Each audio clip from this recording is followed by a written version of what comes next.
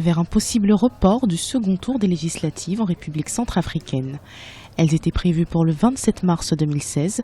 Les élections législatives en Centrafrique pourraient finalement être repoussées au 31 mars 2016 pour le second tour. Ce report préconisé par l'Agence nationale des élections serait notamment dû au retard dans la livraison du matériel électoral et du délai nécessaire pour son acheminement dans les bureaux de vote. C'est du devoir à présent de la Cour constitutionnelle de transition de valider cette nouvelle date, mais ce report risque de poser un problème de légitimité de la Cour dont le pouvoir prendra fin en même temps que celui du gouvernement de transition le 31 mars 2016. Initialement prévu au 27 mars 2016, donc ces législatives seraient organisées au 31 mars 2016. Mais il faut le savoir, cette date, c'est rien d'autre que la date butoir de la transition.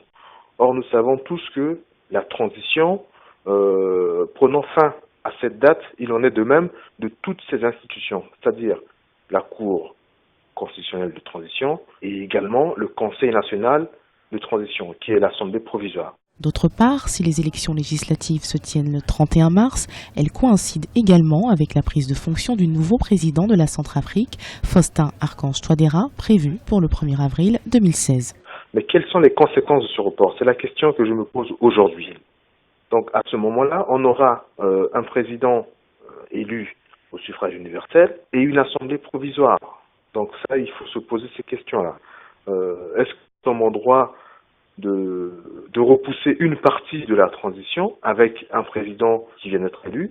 Ça, c'est des questions auxquelles il faudrait qu'on apporte des réponses, nous, Centrafricains.